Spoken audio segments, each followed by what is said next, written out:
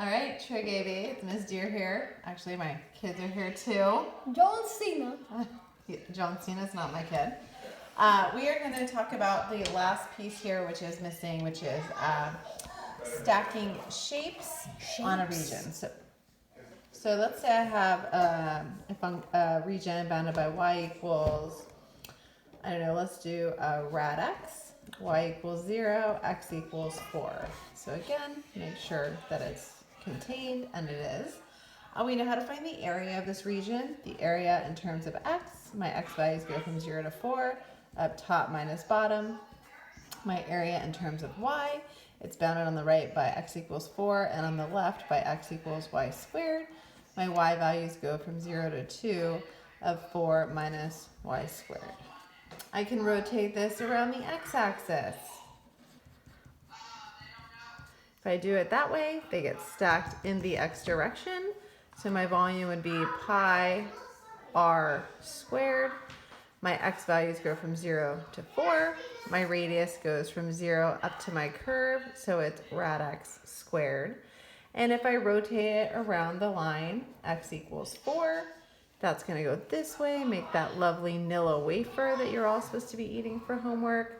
My volume is again going to be pi r squared, but now they're getting stacked in the y direction. My y values go from 0 to 2. And my radius, which extends from the axis to the curve, is going to be 4 minus y squared squared. So the last couple things, I'm sure you can all hear my husband yelling in the background while my daughter takes a bath. So let's stack some shapes on this region. And the idea here is just like here, I know how to find the area of one of the cross sections. I just stack infinitely many, infinitely thin cross sections. Now I'm going to stack infinitely many cross sections of any shape I want. So let's say we're going to stack some squares. Can you just shut that door so he stops yelling? Yeah. That's going to stack some squares with one side lying on the region perpendicular to the x-axis. So these squares are going to get stacked like this along this region.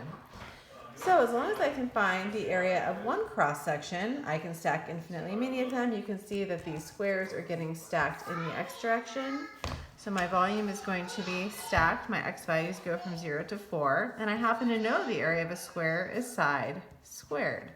All I need to know is the length of one side. And we can see here that on this side, my squares are teeny tiny. And they're getting bigger and bigger. So my square sides are going to vary. Each side of my square is just rad x.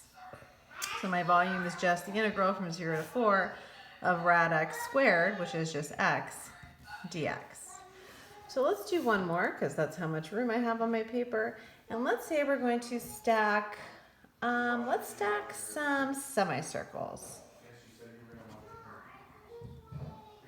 Circles.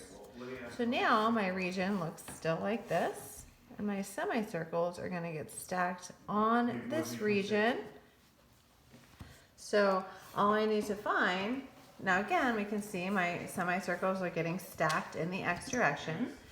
So my volume is going to get stacked in the x direction. My x values go from 0 to 4. What is the area of one semicircle? It's 1/2 of pi r squared. Now the tricky part here is finding the radius, because we can see that rad x is actually going to give me the diameter of each of these circles. So to turn this into the radius, I have to do rad x over 2. If I simplify this, this becomes the integral from 0 to 4 of rad x squared, which is x. My pi hangs out.